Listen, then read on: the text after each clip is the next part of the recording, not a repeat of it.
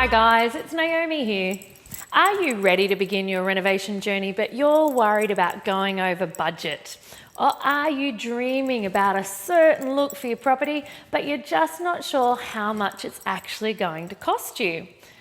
Do you keep tossing and turning, worrying about whether you've underestimated the cost of your entire renovation project? Almost every single renovation project ever undertaken, if not every single one in the country, has had a budget. Everybody has a limit on how much they're willing to spend on their home.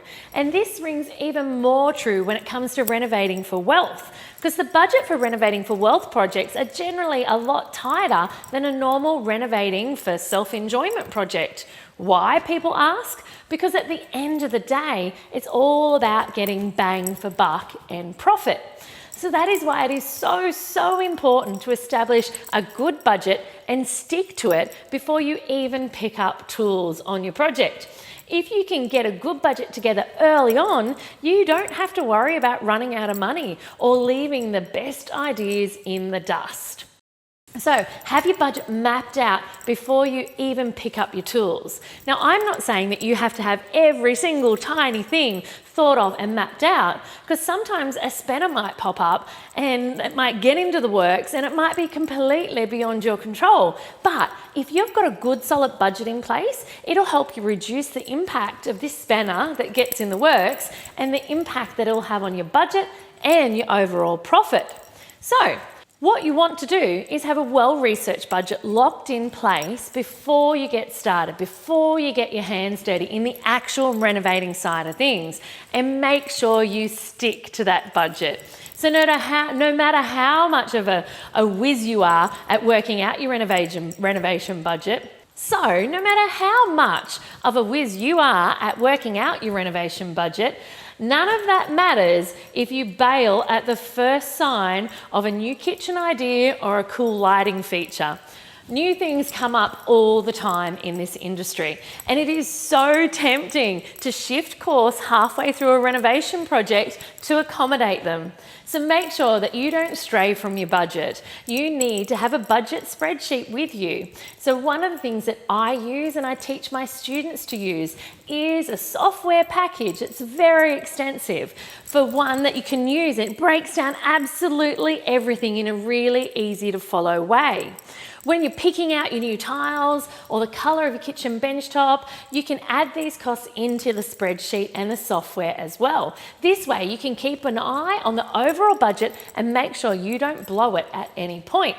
But how do you work it out in the first place? How do you even get to a figure? So there are 4 main ways that you can work out the costs of different areas of your renovation. So these 4 ways can be combined with one another to give you a really solid idea of the real costs of the renovation. Now, the first way to do this is to actually get your trades or your team to quote, okay?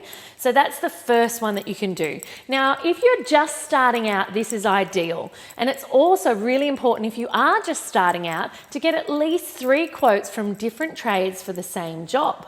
This way, you'll be able to compare them and see which one suits your budget, as long as you're comparing apples for apples.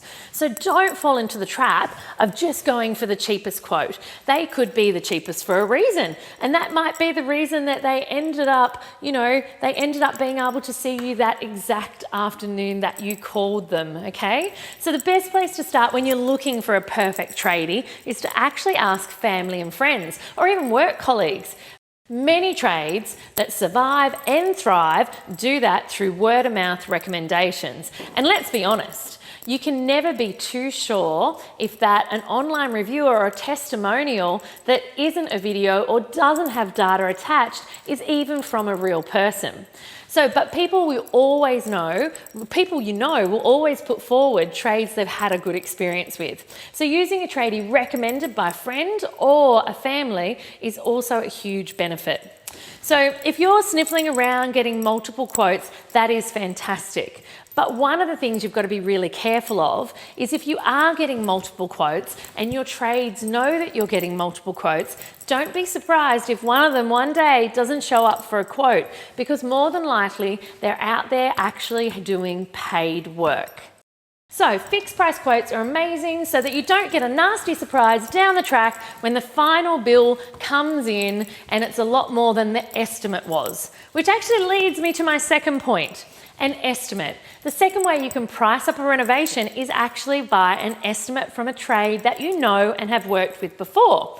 Okay, so I mentioned above, it's usually best to get a quote, right? Rather than an estimate. And this is especially important if you've never ever worked with a trade before. But you might have already worked with this painter before.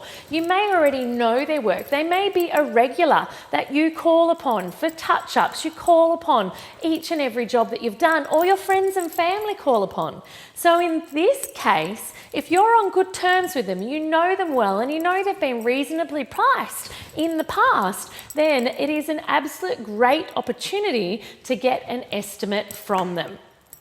And that way, what you're avoiding is the actual trades having to incorporate the what if factor into their quote. So a quote is fixed, an estimate is something based on what they can see they're estimating the job would be. So the other great reason you might have to work with an estimate rather than a quote is when you're dealing with an upgrade that you haven't yet set in stone. So sometimes you're not quite sure exactly the way it's going to pan out until you do your demolition. So working on an estimate basis gives both yourself and the tradesperson that little bit of wiggle room in what you're going to undertake together. But again, try and leave the estimating to the trades that you already know and that you have a really good connection with. That way, you'll be in less chance of having your estimate changing too much.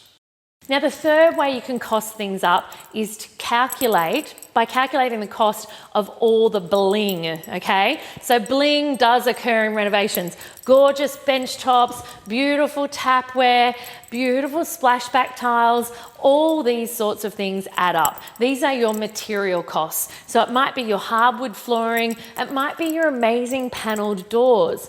What you need to do is make sure that whilst you're pricing up your quotes and your estimates from your trades, that you're also pricing up the materials that are going to be going into that property. And remember, different levels of property will have a different level of finish, which will have a different cost. So make sure that you're not just doing a generic costing based on a previous project, unless it's an identical level of finish and an identical target market. Now, number 4 is practice makes perfect. The last way of working out your budget is usually reserved for those who've already renovated quite a few projects in the past. They have a few projects up their sleeves too. So once you roll through a few renovation projects successfully, you'll become better and better and better at working out your costs. You won't need to spend nearly as much time getting quotes, finding different trades, or endlessly browsing through tile shops to find how much tiles are going to cost you or how much appliances are going to cost you.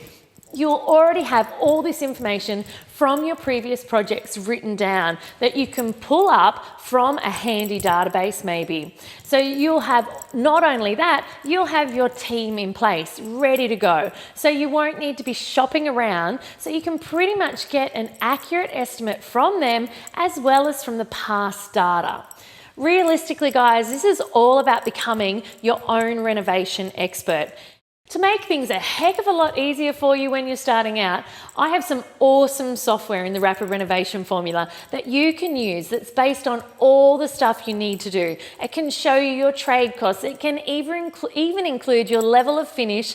Not only that, it is software that will be able to do a complete cost estimation for you. So guys, invest serious amount of time and effort in costing up your renovations, and you'll be one step closer to having a happy renovation. Thanks for joining me. Did you know I wrote a book all about renovating to create wealth and freedom in your life? I've added the link below in the description for you. Enjoy.